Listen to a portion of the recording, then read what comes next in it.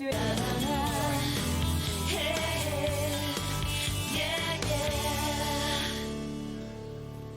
Welcome back to Daytime Ottawa. As you have seen throughout the last few weeks, there are so many amazing Christmas and holiday concerts going on.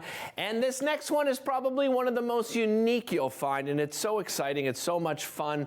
Great local artists. And it's being put on by, well, he's a Juno nominee. He's won so many awards. I can't even begin to count them. JW-Jones and Friends is coming back. And JW joins me here on the show now. How are you, JW? Great to see you, buddy. And Very well, how are you? Just throwing in some music there just to reintroduce you. I'm doing great, man. I love it. Let's talk about, first of all, what it's been like for you getting back. I know you were so excited coming out of the pandemic. Of course, you recorded your latest fabulous album, but you were excited to get back on the road. What has it been like back touring again? Oh, it's amazing. I mean, I was very fortunate because I was able to tour into the U.S. even during lockdowns because we had a work permit. So that kind of made it feel a little bit more normal for me than some other musicians who weren't able to do that.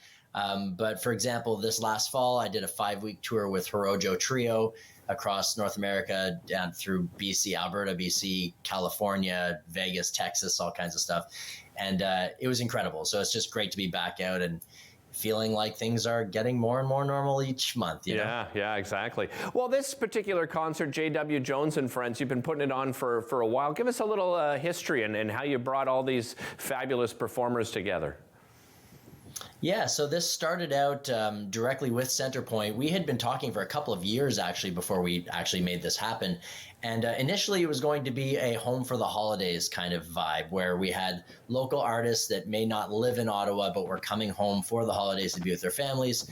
And it started out more of a holiday event. And then as time went on, we thought, okay, let's just make it really unique in terms of each artist playing their own original material as much as possible. A couple covers thrown in, but really the point is just to have great musicians that are from wherever, and they just all happen to be local this time, except for maybe Steve Mariner, who has his roots here but lives in Toronto.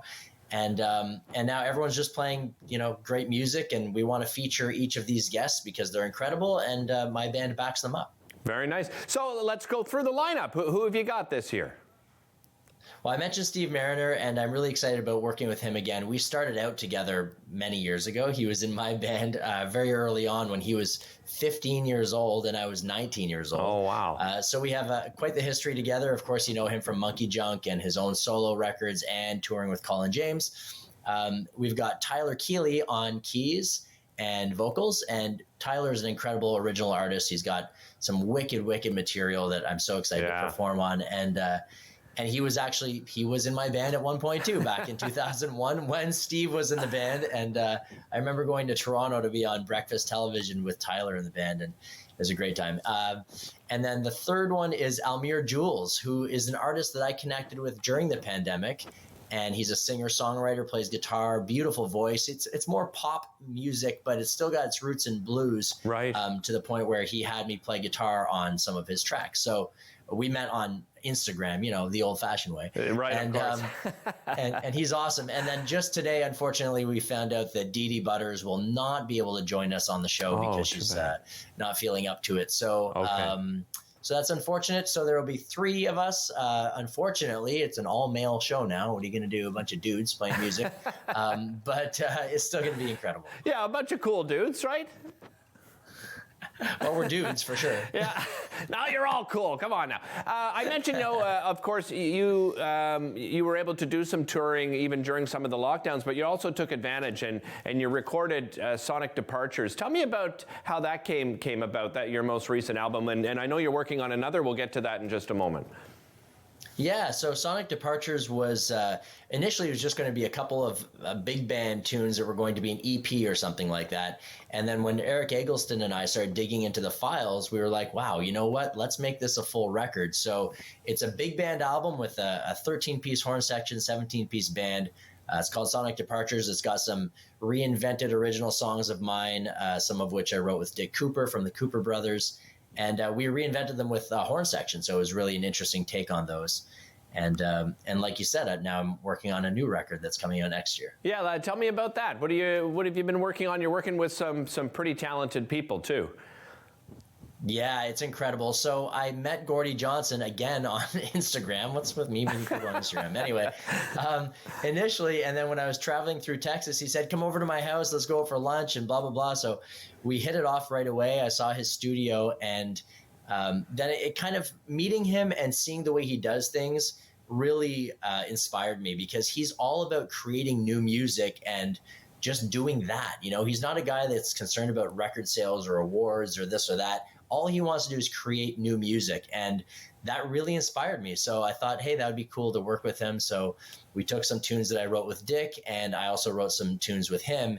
And I went down to Austin in the summer, which was very hot because he has an outdoor studio. Oh, really? Recording outside. So it was extremely hot, but incredible. And we had Jimmy Vaughn come out and play. Like, he lives in the neighborhood. Wow. So he came out and played on a tune, and it was an absolute dream come true. Yeah, we just did a Kickstarter for it, reached the goal, so it's going to come out next year. Congratulations. Yeah, I mean, you know, his social media, you know, there's the ugly side of social media, of course, but you've just been mentioning, you know, that it's been very positive for you. Do you think it's like that for a lot of artists?